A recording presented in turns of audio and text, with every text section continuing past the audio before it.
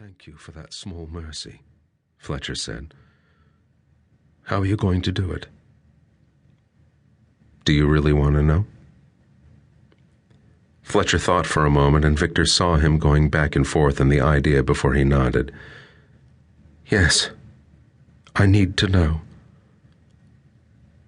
Suicide, Victor explained. You're going to go back to your couchette and take an overdose of painkillers. You'll drift off to sleep and never wake up again. Quiet. Peaceful. No mess, no fuss, no pain. He set a bottle of prescription painkillers on the table. Fletcher stared at it. They're mine. For my bad back. Victor nodded. Your fingerprints are on the bottle, Fletcher said, looking from the bottle to Victor's hands. No, they're not. Fletcher slid the bottle closer. I don't want to be a suicide. I don't want to die like that. Victor said, You don't really have a choice. I'm going to accompany you back to your couchette. Trust me when I say that it's in your best interest to take the pills willingly. Fletcher swallowed. No, you misunderstand. I'm not going to fight or run. I don't worry, Victor said, and it wouldn't make a difference if you did. Fletcher sighed. I know. Like I said, I read your file. I read the reports. I even saw a video of a massacre you committed in Minsk. I'm a pencil pusher with a slip disc who's terrified of flying. I know there's nothing I can do to stop the one they call cleric. But what I mean is, I don't want my wife to think I killed myself. My wife is a good woman. She doesn't deserve to have to grieve for me and hate me for leaving her at the same time. Just because I can't say no to a beautiful woman doesn't mean I don't love her. I do, with all my heart, despite what you think. I don't care if you love your wife or not. And my daughter, Fletcher said, composure starting to crack. Sweet Ella.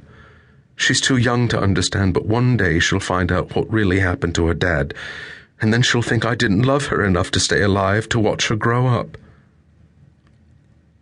Victor remained silent. Fletcher said, Can't you shoot me or break my neck? Anything but a suicide. No. Beijing can't know the leak was found. London wants to use your mistress without her knowledge. There can't be any blame. Then an accident, for God's sake, Fletcher said, talking faster than he was thinking. I can fall in front of a train at the station. I can tie my shoelace and slip and... No, Victor said again, insistent but calm and level.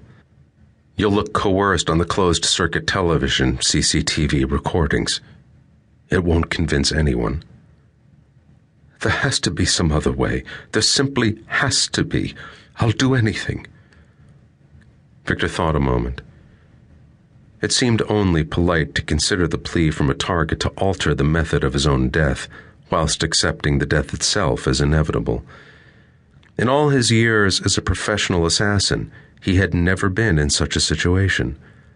People had begged before, to no avail, but always to survive, never to die in a manner of their own choosing.